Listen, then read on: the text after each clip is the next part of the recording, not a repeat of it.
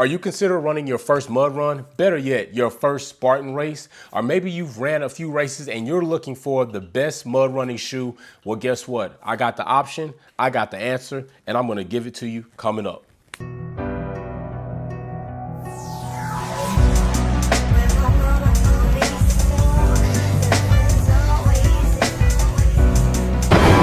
What's going on? It's your dude, That Guy Health and BF Men's Physique Pro. And yes, I have ran mud runs, particularly the Spartan race. As you can see here, I have my patches. I've trifected. I've run the HHR. I've ran them several times. I have medals. They're not right here. These are my bodybuilding trophies. And right now they're the most recent, so they're here on display.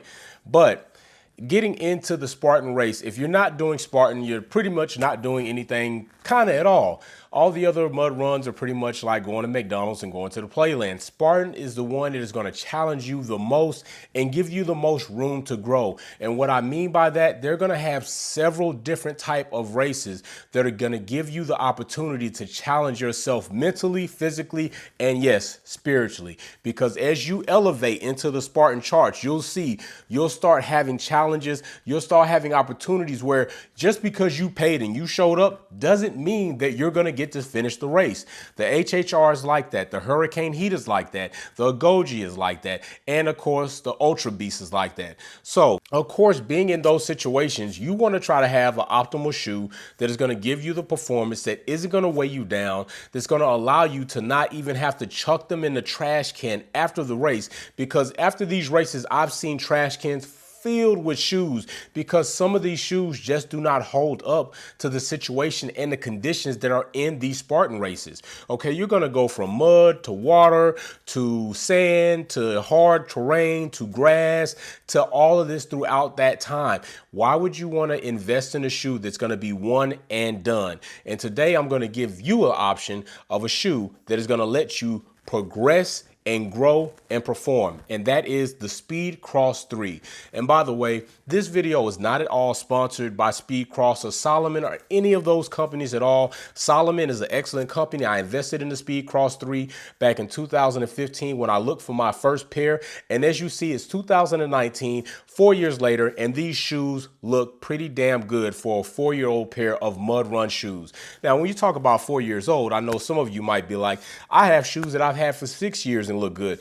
But have they been through a mud run? No.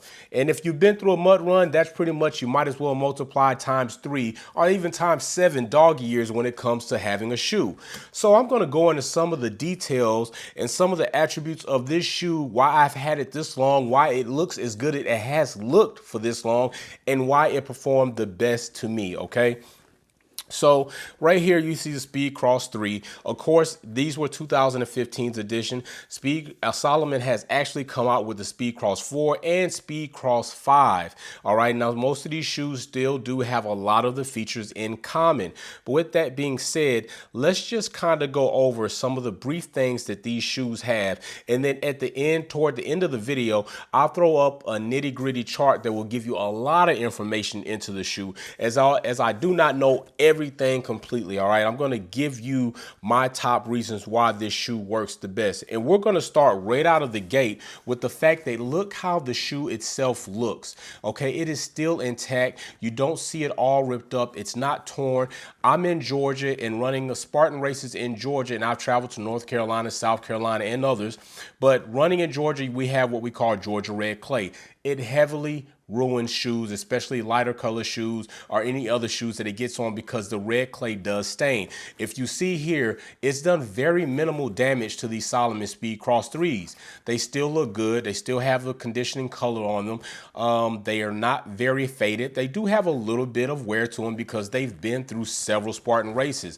I mean, accumulatively well over 100 miles of Spartan races if you accumulate all the races that I've run, okay? So with that being said, very durable, very cleanable, and that's another great feature about the Salomon Speed Cross series. It is a very cleanable and easy to clean shoe. After every Spartan race that I've had, I've literally took a water hose, hose them down, put them in a bucket of water, let them sit overnight, came out, rinsed them out, let them sit out and dry, and boom, they're back and ready to go. And a good thing about that is you would think over time the shoe itself would get very brittle, dry, and might even start cracking in the sole area, and that hasn't happened. This is rubber. And going to the sole, that brings me to another critical point as far as a mud run shoe. The traction, the foot, as you see these cleats in here, you see how they're separated. Do you see how they're angled? They're angled to give you the best optimal feel and traction going uphill, downhill, whatever the situation may be, as the rest of these kind of reverse are 180 from each other. So going down here, downhill or uphill, you'll have pretty good traction. All right. Another thing is it repels the water. So you're not going to slip as much as other people may, as some of their soles or some of their soles would soak up a lot of that moisture, soak up that mud and just cake the bottom of the shoe. And at the end of the day, you're basically going on a mud skate. All right. Some of that grass coming out from some of those Spartan races, some of that dirt still in there. So going to another feature about the Speed Cross series shoe that I love is the shoelaces. There are no shoelaces. It's a one tie type system. So if you go in here, you'll see other people at Spartan races, shoelaces will be tied, double knotted, tucked in the shoe, hanging out. That's going to become a hindrance. What Salomon did is they made a one lace and done, okay? And I believe this is made out of some type of Kevlar, if I'm not mistaken. The good thing about this clip is what allows you to tighten or loosen the shoe. And when you're done with it, you don't have to worry about this loop sitting out here. Salomon has built a nice pocket right here at the top of your tongue. You take it, stuff it in that pocket, and there you go. Your lace is tucked away. It stays near the top of the shoe. That way, not causing a hazard to you when you're going up the wall or you're running and you wind up tripping on it, or worse, loosening your shoe and your shoe falling off because it is heavy. Which brings me to another point about the Salomon series shoe, okay? The shoe does allow water to release and moisture releaser out the top of the nylon bed, okay? And that's very important. If you haven't ran your first mud run yet, you will find out that a shoe that does not have a good drainage system is going to become heavy. It's going to weigh you down. It's going to tire you down. At the end of the day, you're going to feel beat. These shoes will release water as I go into a mud puddle or into a water tank system. And as I come out, the water will flow out of this size where you see these little pockets right here. Well, I'm pointing on my side. Let me point on your side right here. Water will flow out of those literally. Okay. And it doesn't take a lot. It literally starts coming out the moment you're out of there. So you won't have a lot of water in your shoe weighing you down, which is very important during a mud run because you're going to encounter a lot of water. Another thing that I do like about the shoe, not that they had to add it, but they did. Most mud runs happen in the daytime unless you do the hurricane heats. We come when you all leave and we start at night and don't come back until the wee hours of the morning. The hurricane heat is a totally another beast altogether, and it's one that you should like, which brings me to the reflective toe pointing on there and the reflective writing of Speed Cross and Salomon that people will be able to see at night with little to no light reflecting off of it, which is another key feature that I definitely liked about the shoe. And if you come back here, you'll see come up here up front. In the front toe of the shoe, you'll see two spikes, two cleats, okay? And that's very beneficial as you may have to go up elevation and dig your toe into the dirt in order to get some type of traction. Salomon has put two cleats at the front toe of this shoe, which is awesome, as well as durable covering right here around your toe area to give you a little bit more protection given any type of sticks or something that you may encounter. And also not to let too much stuff run in here into your toe area, which is definitely another feature that I loved about the Speed Cross 3s. Now, when I bought these Speed Cross 3s, they cost me around $150. All right. I don't think today the Speed Cross 4s or the Speed Cross 5s, I think they brought the price down about $100 or so, maybe $113. Now, they do have an elevation called the GTX, which I don't have here in this video, but you can go to Salomon's website and check those out. And the GTX does have a few more features as well as the price does increase. But if you think about this, $150 over the span of 4 years, and these shoes are still ready and operational, that's a pretty good investment. Not to mention the inside sole, okay? You have the ability to take this inside sole out and put a shock absorbing system in there that Salomon does offer. Also, if you see right here, the sides cradle your foot with a rubber slope, which allows you to have less slippage inside of the shoe, which is also important to wear and blistering your feet.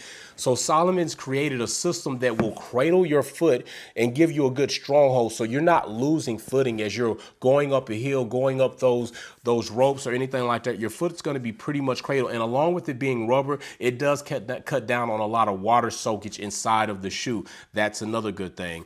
The eyelets up here at the top of the shoe are metal eyelets, so they do not wear, and they are smoothed out so they don't cause much wear on the Kevlar lacing system.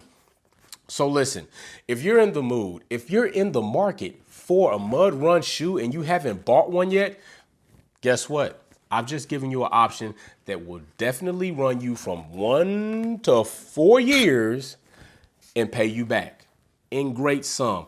So listen, the Salomon Speed Cross 3s, I'm sure the 4s and 5s are even awesome itself, are a great investment. If I were you, before you go run your next mud run, hopefully it's a Spartan race, I would heavily invest in the Salomon Speed Cross 3s.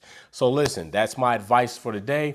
I went ahead and put that chart up for you right here so you could take a little look over it and go over some of the key features that you will see in these shoes and really decide if these shoes are good for you. If you have to pause the video to look at these key features, because there are quite a bit of specifications in there as well as dimensions in there, do that, pause the video, and then continue on. And then you know what I always say at the end of my videos: be safe, let's build together, and peace.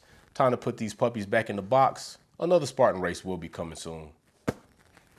Got to get you one of those though. You got to earn it.